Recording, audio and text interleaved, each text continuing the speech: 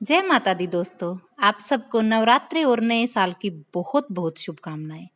माता रानी की कृपा से आने वाला साल हम सब के लिए शुभ और मंगलमय हो, इसके लिए मैं माता रानी से प्रार्थना करती हूँ। हर घर में बहुत ही उमंग और उल्लास से सब माता रानी के स्वागत में लगे हैं। घरों में अलग ही रौनक है, और रौनक हो भी क्यों ना, माँ जो आई है।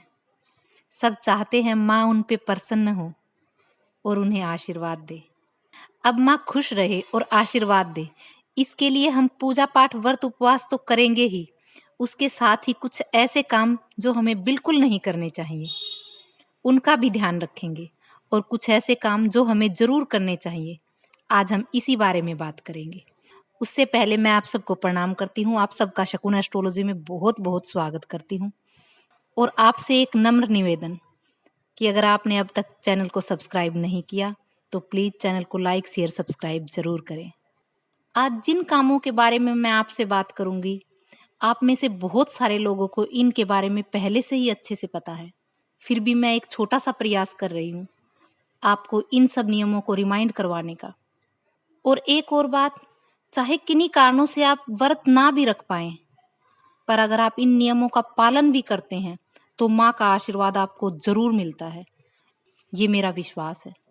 अब हम क्या करें और क्या ना करें। सबसे पहले तो हमें नवरात्रों में पूरे 9 दिन आपको सूर्योदय से पहले उठ के स्नान करना चाहिए, और अपने नहाने के पानी में थोड़ा गंगाजल या कच्चा दूध जरूर मिलाए। ये स्नान आपको गंगा स्नान के फल के समान फल देगा, और आपके सभी कष्ट ऐसे स्नान से दूर होते हैं।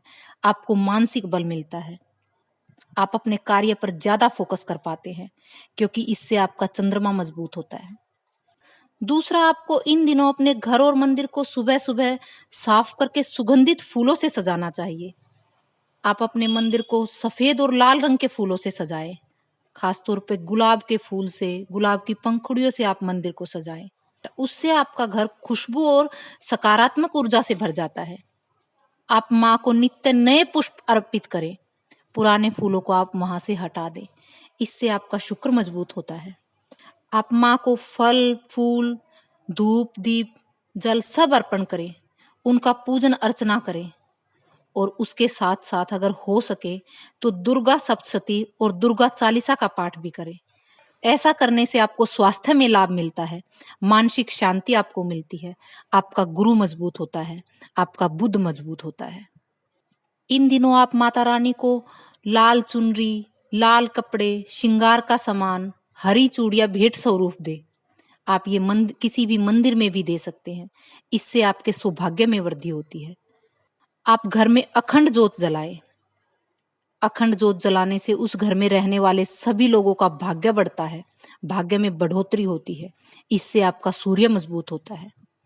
इन दिनों आप अपने द्वार पर रोज नए तोरण लगाएं, यानी आम या अशोक के पत्तों से बना बंधनवार लगाएं। इससे आपके द्वार दोष खत्म होते हैं, घर में सकारात्मक ऊर्जा आती है। आप अपने पूजा स्थल पर रखे लोटे का जल रोज बदलें। अगर वो लोटा ढका हुआ है तो आप उस जल से घर में छिड़काव कर सकते हैं, पौधों में दे सकते हैं, खाना बनाने में आप उसे यूज कर सकते हैं, चाहे तो आप उसे अपने नहाने के पानी में मिला सकते हैं। ये जल बहुत ही ऊर्जावान होता है, क्योंकि हमारे मंदिर का स्थान घर का सबसे पॉजिटिव स्थान है, वहां ये प्रभु का प्रसाद बन जाता है। बस ध्यान रहे ये जल खुला ना रखा हो। अगर ये खुला रखा है तो आप सिर्फ इसे पौधों में डाल सकते हैं, क्योंकि खुला हुआ जल अपने अंदर सारी नेगेटिविटी सोख लेता है। इन दिनों आप व्रत ना भी करें तब भी आप रोज स्नान करके सुंदर वस्त्र पहने, धुले वस्त्र पहने, श्रृंगार करें। इससे माँ आप पर प्रसन्न होती है और आपके सुख सौभाग्य में वृद्धि होती है। इससे आपका शुक्र मजबूत होता है, आपको गृहस्थी का सुख मिलता है।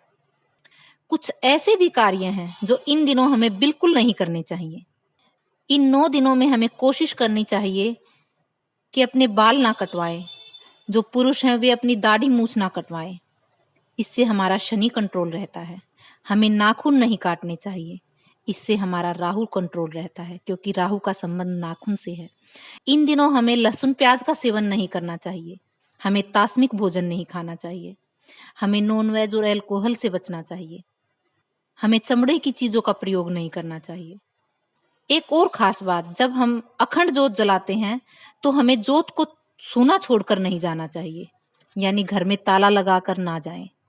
व्रत करने वालों के लिए एक और खास बात कि वो दिन में ना सोएं, बल्कि उस समय का प्रयोग माता रानी का नाम सिमरन में गुजारें।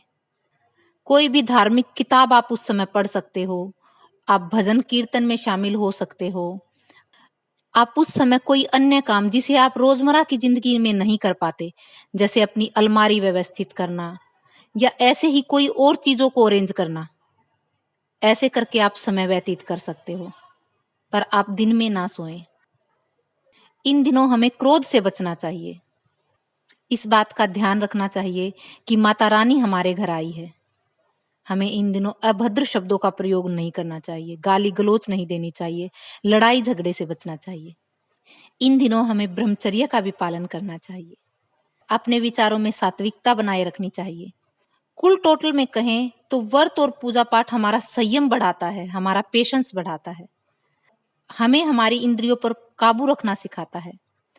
इन व्रत पूजा पाठ के बहाने ही सही हम अपनी बेलगाम होती इंद्रियों पर थोड़ा लगाम लगा पाते हैं।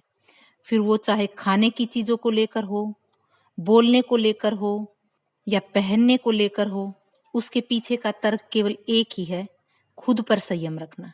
उम्मीद है आपको मेरी वीडियो पसंद आई होगी। अगर वीडियो पसंद आए तो वीडियो को लाइक शेयर सब्सक्राइब जरूर करें।